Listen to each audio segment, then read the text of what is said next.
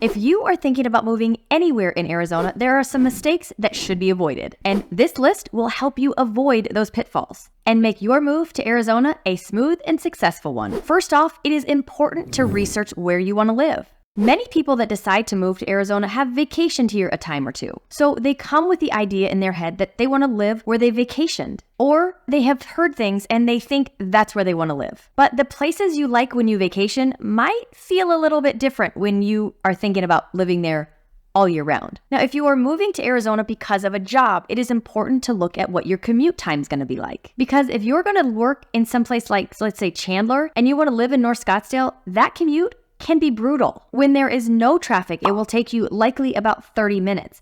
And then add the traffic in, and you could be looking at 50 minutes to an hour one way. I've had some clients move from larger cities like LA or Chicago, and they'll tell me it doesn't matter. I don't mind a long commute. It's what I'm used to. But when they really start to think about it and realize that that's not something that they have to do when they live here, and there are probably some great neighborhoods closer to where they would be working, they often change their mind about that. No longer do they feel like a long commute is going to be okay. Regardless of if you're coming to Arizona for a job or not, your hobbies and lifestyles will play a big role in determining where you want to live. If you want to feel like you live more in the city, then you might like Central Phoenix a little bit better. If you want to feel more like you live in the desert, then you might prefer North Scottsdale. Many don't realize just how diverse our whole desert can feel, because it's not just for retirees or golfers anymore. But if you are not moving because of a job, then one of your biggest deciding factors is going to be what you like to do for fun and what your hobbies are. Now, something else that might play a role in this is how much you'd like to spend. Now, if you are planning on coming here for retirement and plan to live here year round, then the weather might be a deciding factor as well. And if you don't want to live in the heat, then you might look at Prescott, Flagstaff, or maybe even Payson. And all of these will be at higher elevations and much cooler in the summertime. The big thing you have to know about these places as well is that in the winter, they will all get snow. So if you're coming from a snowy environment now and you want to get away from the snow, then those might not be the best option for you. It's really important to actually spend some time in a location that you think you want to live. Talk to some of the other people that live there and find out what they love about their neighborhood and maybe some of the things that they don't like. This can be a very eye-opening experience. Something else that is a mistake is only looking at homes in certain school districts. See, in Arizona, we have open enrollment, which means you don't have to live in the district to send your kids to that school. You can actually live outside of the district, and as long as the school has space, you can petition to send your kids there. Now, the big thing to know here is that if your kids get in, you will have to be driving them to and from school. There will not be any buses that will come and pick them up from your house and take them to and from school. Now, at the time I'm recording this, there's only one school that I know of right now that is absolutely full, and you would actually have to live in that district to send your kids, and that's the Kiva School down in that Arcadia area. Now, I've had some parents that really struggle with this one when they move here because they want their kids to go to school with the other kids that live in their neighborhood. But something else to know about Arizona is that we have a lot of charter schools and private schools. So kids living in the same neighborhood might go to 2, 3, 4, sometimes even 5 different schools. That is not uncommon here. In my neighborhood, on my street, all the kids that live near us, they go to 3 different schools. And if I go one street over, that would be 4 different schools. Now, the urban sprawl here in Phoenix is pretty significant, with the city of Phoenix being the 5th largest city in all of the US, which is really surprising to most at just how big we are. And just a side note, if you're thinking you can move here and you don't have to have a car, that's incorrect.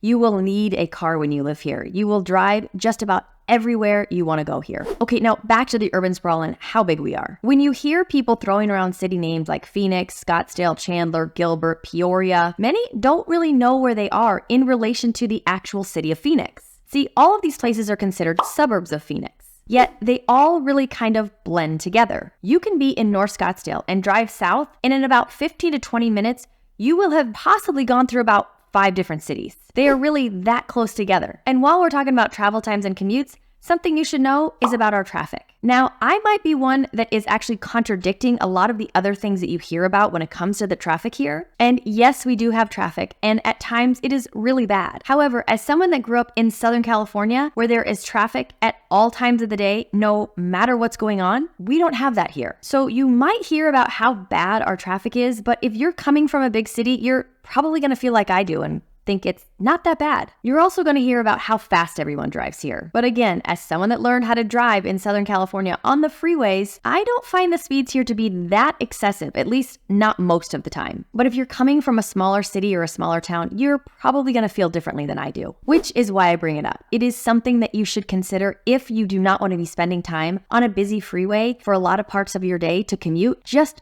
pick the right places to live. It might be something you need to consider when you're looking at where you want to live, especially if you don't want to drive on our freeways on a daily basis. Another mistake that I've seen people make when they're moving here is not accounting for the utility costs. Now, it's not that Arizona has extremely high utility costs. In fact, we are pretty much in line with the US national average, but it's taking into consideration just how hot our summers are and what that means for your utility bill during that time. You can expect to be running your AC sometimes between April and October in some capacity. Now, from June through September, it's pretty much going to be on nonstop. But from time to time, when we get that really mild June like we just did this last year, you might not have to use it as often. But then from July to early October, it is going to be on full tilt. This significantly increases your bills during this time of year. Now, the electric company does have some flexible plans to help you balance out your overall utility costs throughout the year, or you can run things a little bit differently during peak times to help with the costs. But it's something that people should know about before they move here. Now, while we're on the topic of weather, another misconception is that all of Arizona is just hot all the time. Now, we already talked about a few places in Arizona that actually get snow. And what's funny about that is my husband and I actually lived in Flagstaff for about 8 years. And when we would go on vacation from there and tell people where we were from, the first thing out of their mouth was, "Oof, it's hot there, right?" Nope. Flagstaff is at 7,000 feet and can get a significant amount of snow during the winter. In the Phoenix area, it is hot in the summertime, and we pretty much have mild winters. However, the cold in the desert can often surprise people, especially those who think it's always hot in Arizona. There are a few times during the winter that we can see our nights get below freezing. And we have seen a dusting of snow in the North Scottsdale area, which is at a higher elevation than the Phoenix area. And when this happens, everyone runs to it like a moth to a flame, looking to get that perfect picture of a saguaro cactus with snow on it. Why? They want to put it on their Christmas card. Now, the Tucson area is cooler in the summertime than the Phoenix area. Not by like 20 degrees or anything significant, but those that live in Tucson love to tell everyone that lives in Phoenix how much cooler they are in the summer. But overall, when it comes to the heat here in Arizona, you have to be careful about it. Make sure you stay hydrated.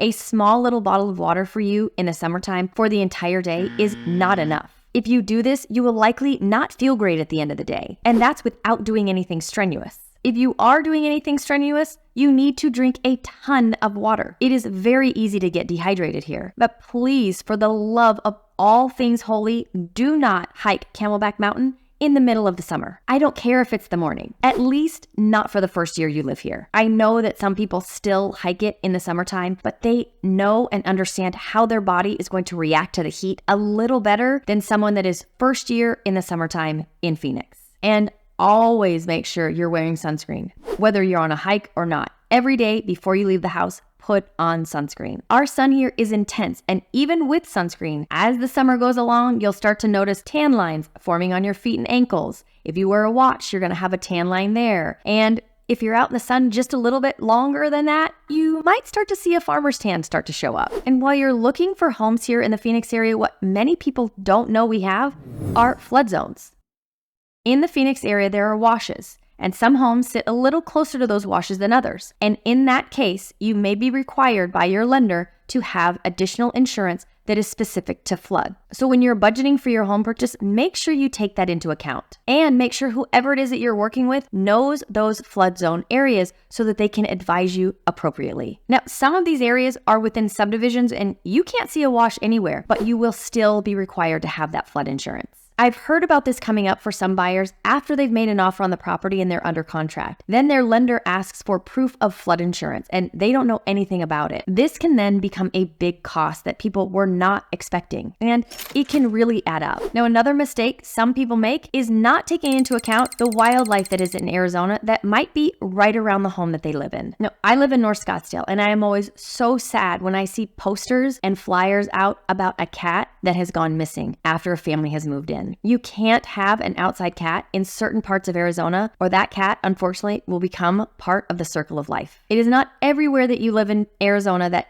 that's true. Like if you're living in central Phoenix or you're living in a much more well-populated area that is not close to the desert at all, you can probably have an outside cat. But as you get farther and farther out into the desert, you have to know that you're going to be living closer to bobcats and coyotes and other wildlife, and you've got to make adjustments for that. And no, snakes are not everywhere, or I would not live here. But as you are out a little bit farther out into the desert, like we just talked about, you do have to know that they are there and what to do to keep them away so that you don't run into them. Now, if you like this video, make sure you take a look at these. As always, I thank you for watching, and I'll see you next time.